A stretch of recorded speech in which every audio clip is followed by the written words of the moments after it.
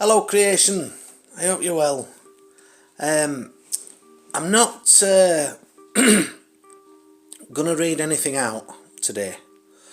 There's something I want to talk to you about, and it's when we know that there's something, we can feel it in his heart, and it feels like a blockage, but we don't know what it is. Now, there are, depending on what's happened in your life in the past, depends on what you may have, what blockages may be within your heart. Now, last night, if I have stuff that I need to work through, which there's been a lot. I've mentioned this before, I always end up at the house that I was brought up in, because that's where I relate my trauma to. So last night there was the love of my life was there, but it was an inconvenience that I was in her company, and I just saw myself as an inconvenience, right? Now the inconvenience part of it for me is that because she was the love of my life, there's still an attachment, and it's like one of those where there's something, but you don't know how to get shut of it. You don't know how to release it.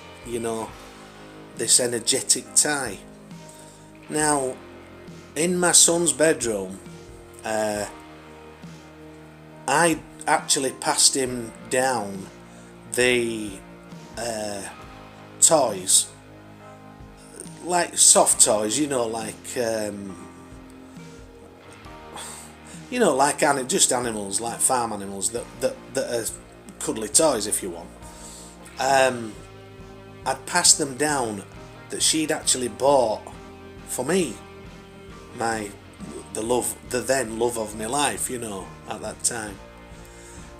So every time I go into that bedroom and open the blinds, I'm seeing these, which are a subconscious reminder, because you don't link it really, and it's a tie. It's an energetic tie to the past and loss, So I'd go in and I'd open the blinds and and I'd speak to them like I used to do all them years ago. I'd say, "Morning, boys. Hope you're well," or whatever, And then I'd open the blinds and then I'd walk out. And then I'd go in to shut the blinds on a night, and it'd be, "Night, boys. Hope you sleep well." You might think I'm bonkers, but it's just, it's an energetic tie to the loss of the love of my life. And you don't realise it. You don't realise that there are objects in your home that tie you energetically and link you to that past hurt or traumatic experience. They're in a bag this morning. They're going. I have to. I woke up, and actually I always, I'm up early, ish, sort of. These days I'm up at 7:30, something like that, 8 o'clock. Today was after midday because of this heavy energy, and I was working through it. Now, I kept falling asleep and going off to wherever I was going off to, and it was one of those, where I ended up at the home where I associate trauma.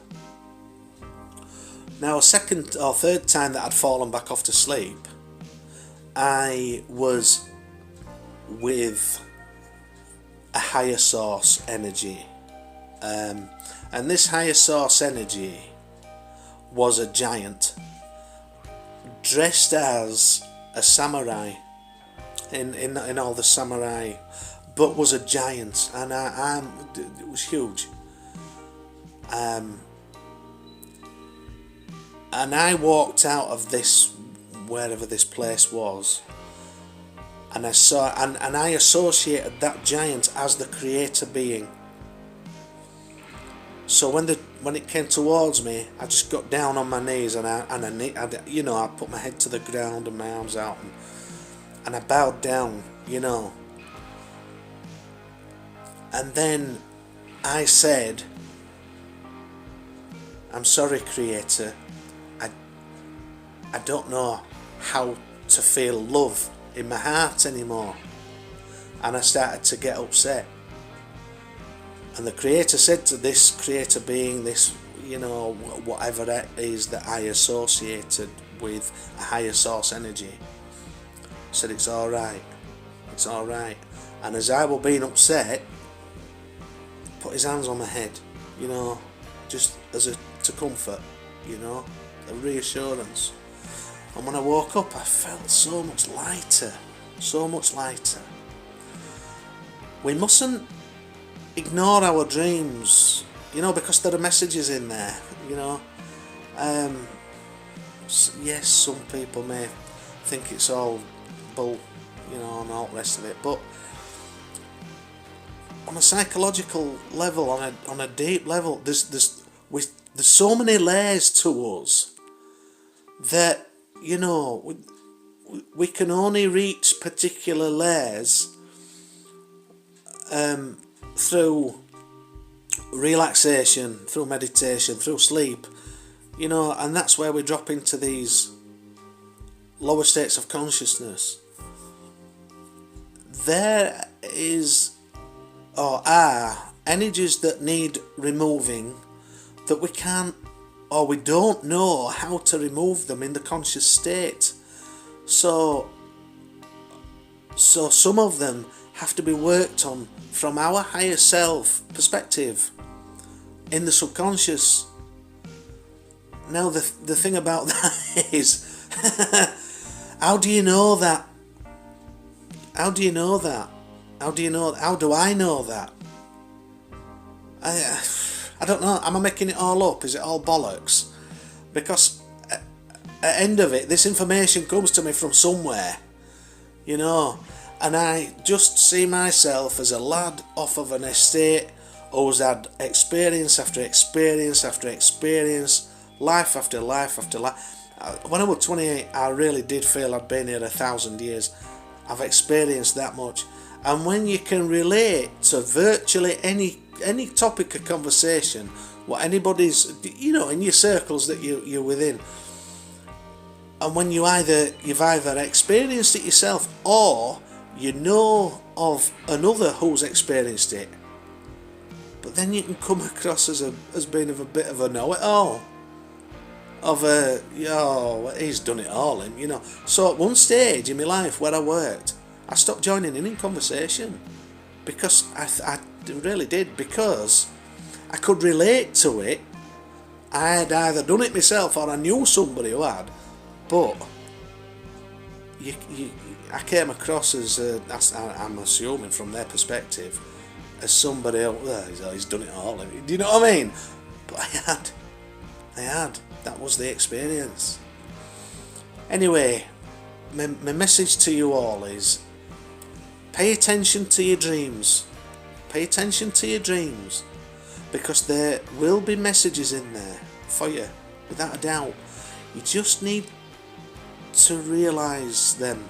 You need to recognise them. And I know it can be a bit of a minefield, but little steps. It's an awakening process. Little steps, and we'll all awaken. Yeah, maybe. Take care.